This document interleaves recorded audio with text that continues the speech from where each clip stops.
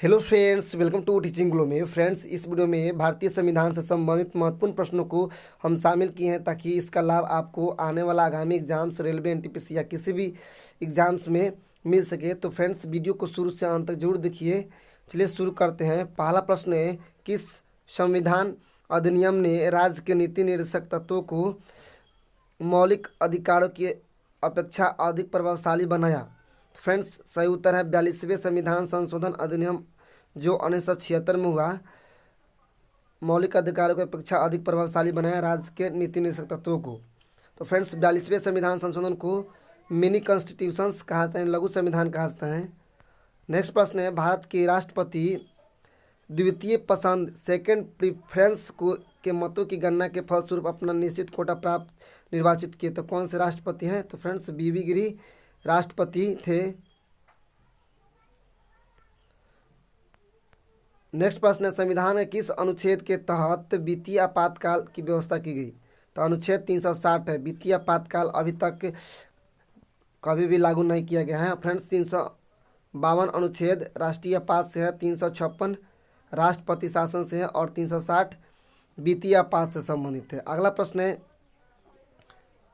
भारतीय संविधान कौन सी नागरिकता प्रदान करता है? तो फ्रेंड्स, भारतीय संविधान एकल नागरिकता प्रदान करता है। और फ्रेंड्स, स्विट्जरलैंड में दोहरी नागरिकता का प्रावधान है। नेक्स्ट प्रश्न है, प्रथम पंचायती राज व्यवस्था का उद्घाटन भारत के प्रथम प्रधानमंत्री पंडित जवाहरलाल नेहरू ने 2 अक्टूबर 1959 को किस स्थान पर किया? तो फ्रेंड्स, राजस्थान के नागौर जिले में उन्होंने पंचायती राज व्यवस्था की शुरुआत की। अगला प्रश्न है, लोकसभा का कोरम कुल सदस्य संख्या का कितना होता है? तो फ्रेंड्स, लोकसभा के कोरम कुल सदस्य का 1/10 भाग होता है, यानी कि 1/10 भाग कुल सदस्य का हो जाता है तो लोकसभा का कार्यवाही शुरू हो जाता है। अगला प्रश्न है, पंचायती पंचवर्षीय योजना का अनुमोदन तथा पुनरीक्षण किसके द्वारा किया जाता है? तो सही उत्तर है राष्ट्रीय विकास परिषद एनडीसी के द्वारा किया जाता है। नेक्स्ट प्रश्न है, राज्य स्तर पर मंत्रियों की नियुक्ति कौन करता है? तो फ्रेंड्स, राज्य स्तर पर मंत्रियों की नियुक्ति राज्यपाल करते हैं और केंद्र स्तर पर फ्रेंड्स मंत्रियों की नियुक्ति राष्ट्रपति करते हैं। अगला प्रश्न है, नए राज्य के गठन अथवा सीमा परिवर्तन का अधिकार किसे है? तो फ्रेंड्स, भारत के संसद को नए राज्य के गठन तथा सीमा में परिवर्तन करने का अधिकार है। नेक्स्ट है, भारत में लोकसभा किसके द्वारा भंग की जाती है? तो लोकसभा प्रधानमंत्री के परामर्श से राष्ट्रपति द्वारा। अगला प्रश्न है, भारतीय संविधान में संघ की कार्यपालिका शक्ति किसमें निहित होती है? तो संघ की कार्यपालिका शक्ति राष्ट्रपति में निहित होती है। नेक्स्ट है, राज्यसभा का सर्वप्रथम गठन कब हुआ? तो 3 अप्रैल 1952 को राज्यसभा का पहली बार गठन हुआ।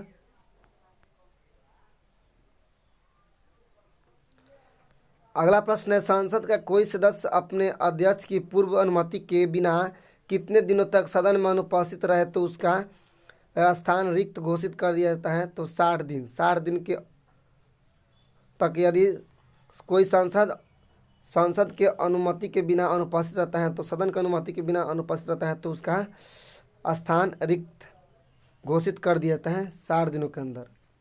अगला प्रश्न है, लोकसभा अध्यक्ष को कौन चुनता है? तो फ्रेंड्स, लोकसभा अध्यक्ष को लोकसभा के सदस्य चुनते हैं।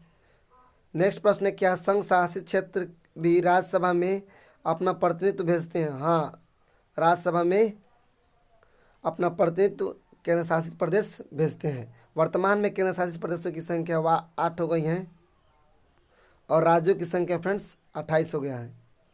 नेक्स्ट प्रश्न है, केंद्र सरकार का संवैधानिक प्रधान कौन होता है? तो केंद्र सरकार का संवैधानिक प्रधान राष्ट्रपति होते हैं। नेक्स्ट है, राष्ट्रपति पद के चुनाव संबंधी विवाद को किसे निर्देशित किया जाता है? तो सर्वोच्च न्यायालय को निर्देशित किया जाता है। अगला प्रश्न है, देशी नरेशों के प्रीवी पर्सों और विशेषाधिकारों को किस संविधान संशोधन अधिनियम द्वारा समापन किया गया? तो 26वें संविधान संशोधन अधिनियम द्वारा। फ्रेंड्स अगला प्रश्न है, संविधान सभा की प्रथम बैठक कब हुई? तो संविधान सभा की पहली बैठक 9 दिसंबर 1946 को।